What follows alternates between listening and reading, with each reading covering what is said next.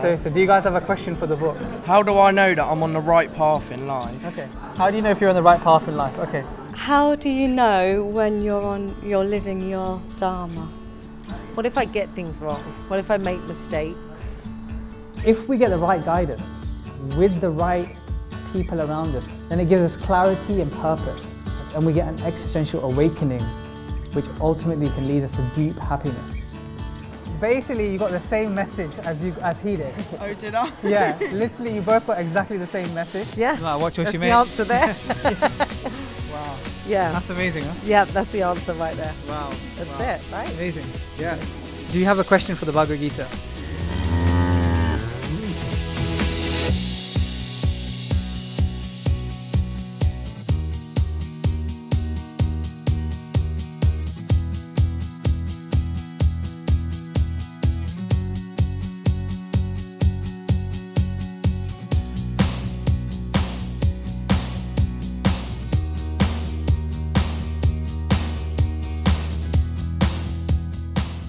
So welcome to the next episode of the Bhagavad-gita challenge, and today we'll be asking people questions on the Bhagavad-gita. Today people are here from all different walks of life, and for the first time they're experiencing spirituality and what does the Bhagavad-gita mean, and find out really what questions they have to ask the book. So you can join us on this journey and let's see what happens. Let's see what questions the Bhagavad-gita answers for people. Stay tuned, because today's questions are going to be really deep. Today's questions are going to be really profound, and hopefully you guys are going to get something from it as well. So do you guys have a question for the book? Well, I can ask. Yeah. How do I know that I'm on the right path in life? Okay. How do you know if you're on the right path in life? Okay. So which verse do you see first? Okay. Oh universal. So it says, "Oh universal form, thousand-armed form, I wish to see you in your four-armed form, with a helmet head, with a club, wheel, conch, and lotus flower in your hand. I long to see you in that form." So it says in the Brahma Samhita, it is said, "Ramati Prashanti Kala." So basically, it's giving you like a real, thing that basically you're at the right place, because Krishna is seen. He's saying like out of all of the forms of God, Krishna in his boy-like form, where he's like a blue boy playing the flute. That is like the most original form and the most loving, the one we can love the most. So the fact that you're here, is saying basically you're in the right place. Yeah. So amazing. Great. Yeah. Do you have one? Can I ask the same question? Yeah. Okay. You ask the same question, and let's see. Which one did you see first? This one or this one? This one. Okay. Sanjaya said to Dhritarashtra, the Supreme Personality of Godhead, Krishna is having spoken to Arjuna, displayed his four-armed form, and at last shows his two-armed form, encouraging the fearful Arjuna. Basically, you got the same message as he did. Oh, did I? Yeah, literally, you both got exactly the same message. So basically, exactly the verse that he got, you've got the same message, which is saying Krishna was most attractive in his two-armed form as a blue boy playing the flute. So yeah, the verse you got, it's not about all the other forms. The most beautiful form is the one that's Krishna in his two arms. Yeah. Right, thank you. That's pretty freaky, right? Yeah, that is.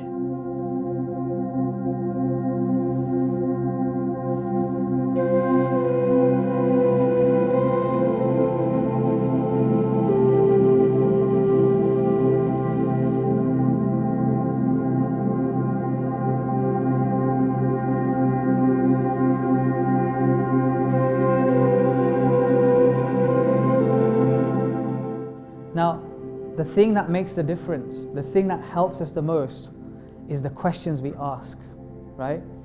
And Arjuna asks 17 questions in the Bhagavad-gita, and you can see where he is at based on the questions he's at, based on the questions he asks. The type of questions we ask is the consciousness we have, because 90% is diagnosis, right, to the cure. So 90% is asking the right questions, right? What questions are we asking? And this is something that really struck me and sticks with me. Replacing why is this happening to me with what is the situation trying to tell me, right? If we can change our consciousness to rephrase things, not why this is happening to me, but moving it to what's it trying to teach me, we can make a real transformation. not being stuck in that place, not being suffocated, not being feeling down, not being dwelling on the points that have happened in the past. No, that's not the point. What is this teaching me? That is what's important. And if we can change our have a paradigm shift in our consciousness, we can make real progress.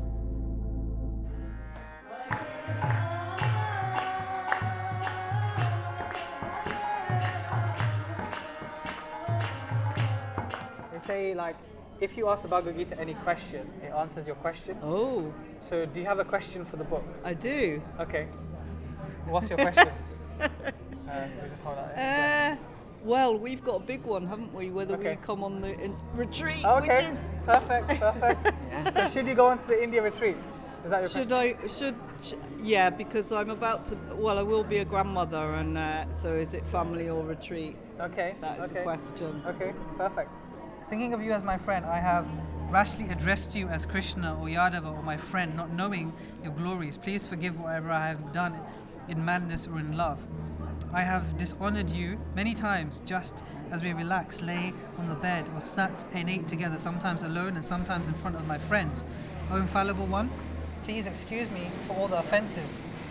So basically, we're seeing that how basically Arjuna used to treat him like a friend, but then he started seeing him as God, right? And then he says, hang on a minute, I've been treating you just like a common friend, but now my vision of you is changing. You're coming into my life as something completely different, and I'm having a different relationship with you.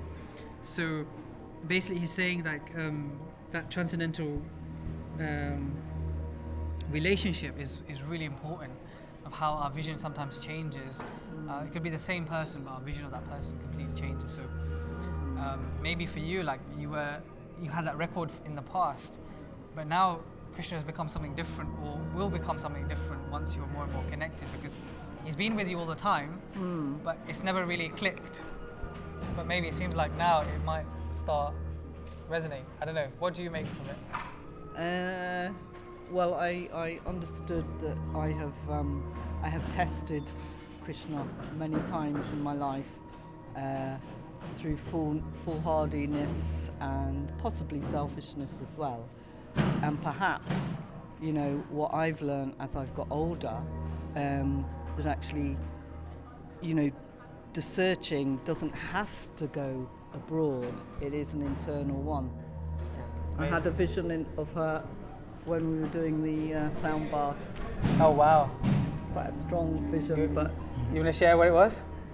Maybe it might inspire a lot of She people. said that she had a vision of me being a monk. a monk, and Wow. a male monk with her face but with no hair. Oh And wow! it was really strong, and you're wearing a robe. Maybe this isn't the first time you've been here. Maybe not. Wow, Yeah. that's amazing. That's amazing. Yeah. Wow. Yeah.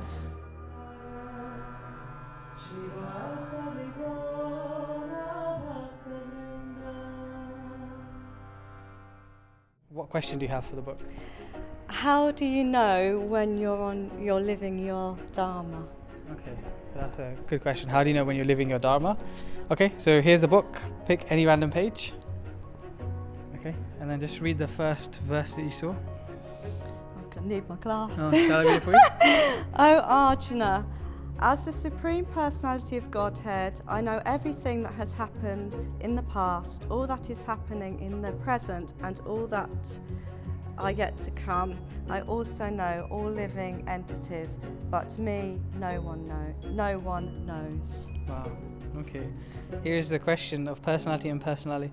So, what do you make from that? Like, basically, it's saying how Krishna is past, present, and future, but no one knows him. So, how can that relate to?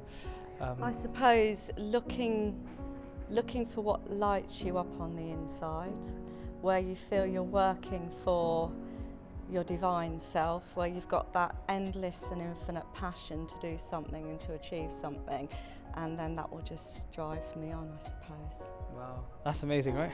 Yeah, just a little thing. Wow, thank you. Thank you so much for sharing that. Thank you. Okay, Thank you, thank you. Raj.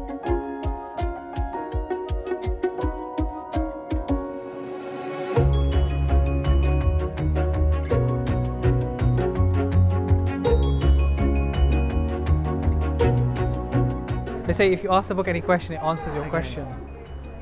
What question do you have for the book? What if I get things wrong? What if I make mistakes? Because I'm human and I do. And so, what if I make a choice and unknowingly it's not a right choice, or I react from something not intentionally? Right. What's the consequence, I suppose, or how do I come back from that? Right. Okay. So what if you make the wrong choice? What Yeah, wrong happens? choices. Okay. Okay. There you go. So open your. Okay. All right. So you wanna. Those in full consciousness of me who know me, the Supreme Lord, to be the governing principle of the material manifestation of the demigods and of all methods of sacrifice, can understand and know me, the Supreme Personality of Godhead, even at the time of death. So. Also, persons acting in Krishna consciousness are never deviated from the path of entirely understanding the Supreme Personality of Godhead. So yeah, basically it's saying like, if you're in Krishna consciousness, if you're making the decisions based on that, then you're never going to make the wrong choice. Yeah. So making the decisions based on Krishna, like it's saying here, Yeah. persons acting in Krishna consciousness Are can never deviate. deviated. Yeah, from Yeah. the path. Yeah. So. Yeah, amazing. Wow. Yeah. Wow. What choice That's you the made? answer there. Wow. Yeah. That's amazing, huh? Yeah, that's the answer right there. Wow. That's Wow. it, right? Amazing. Yeah. Thank you.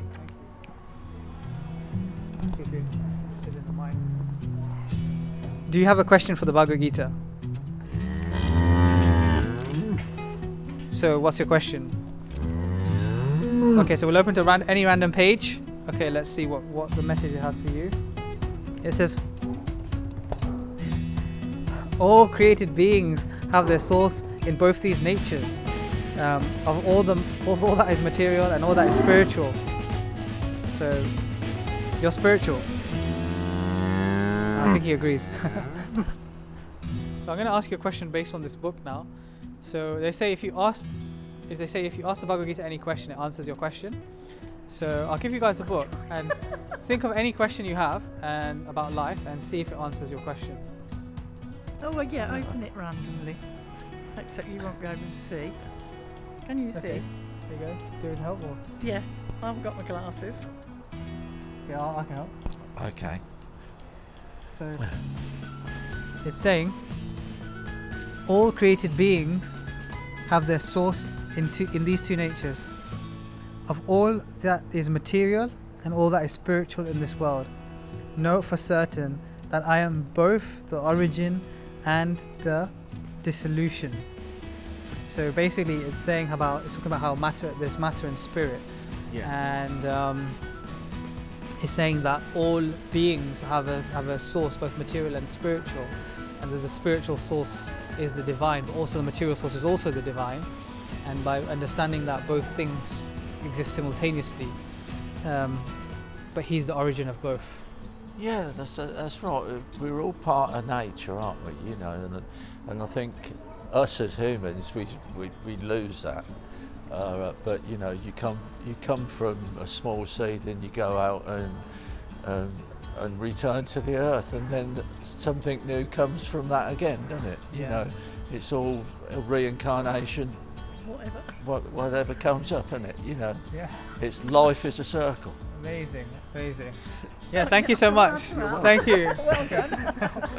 Brilliant. That was great.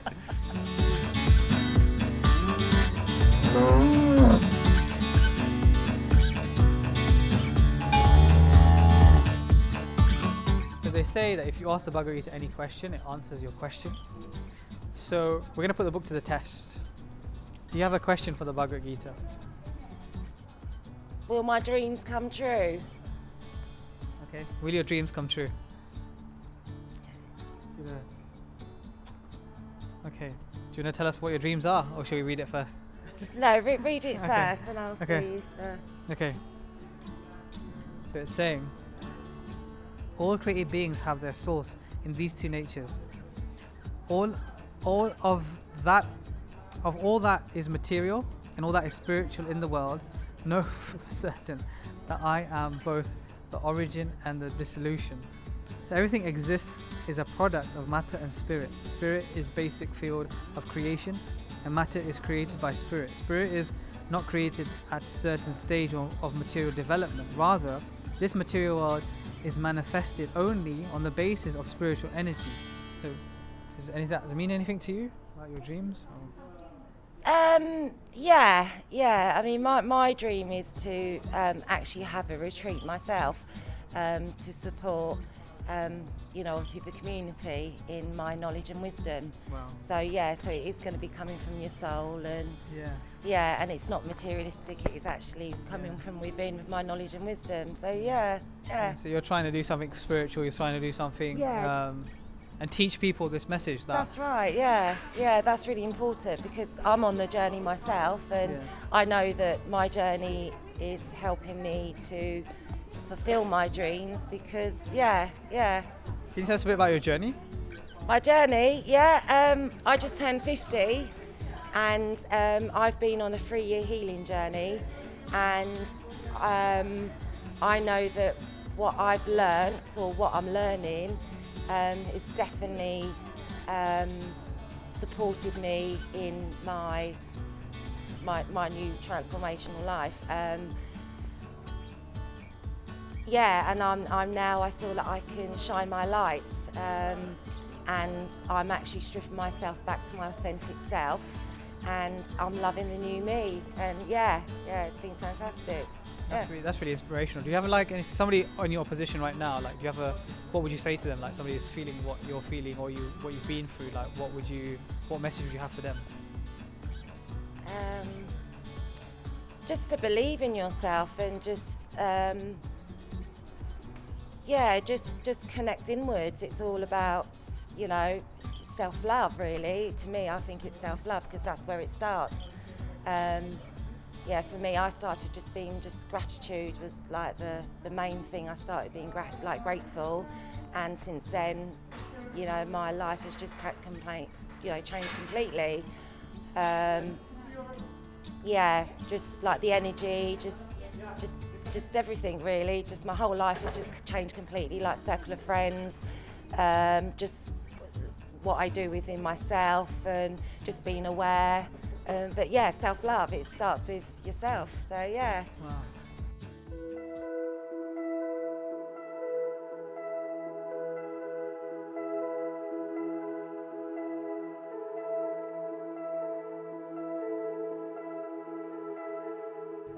How do we overcome negativity and lamentation, right? The mind is such a problem for all of us. Who's had problems with the mind? Okay, everyone. If you haven't, then I'd like you to come and give the class, because we need to know.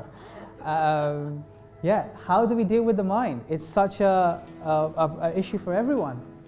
And actually the Bhagavad-gita talks about how it's such a practical book. Now imagine how practical it is that this ancient book written 5,000 years ago talks about the mind and talks about all the tribulations that everybody's going through. Why? That's why it's so relevant.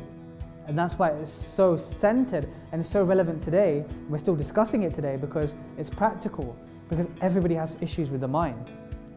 Are you ready to go from the threshold of the known, what you've known so far, to be normality, to be in life? Are you ready to take that step into the unknown? Are you ready to take that adventure, Are you ready to experience different things happening in your life? Because that's what the hero's journey are, and hero's journey is, and each and every one of you is a hero. Right? Each and every one of you has a story, right? It's not always about how much impact you've made into millions of people, or you've done this, or you've done that. No, actually, you're all a hero within your sphere, right? And you don't know how much impact that's going to make to the next person, right? So, are you ready to take on that path? Are you ready to take on that step? And you can, and it's possible, right? It's possible with the right guidance, with the right surroundings, with the right people around you.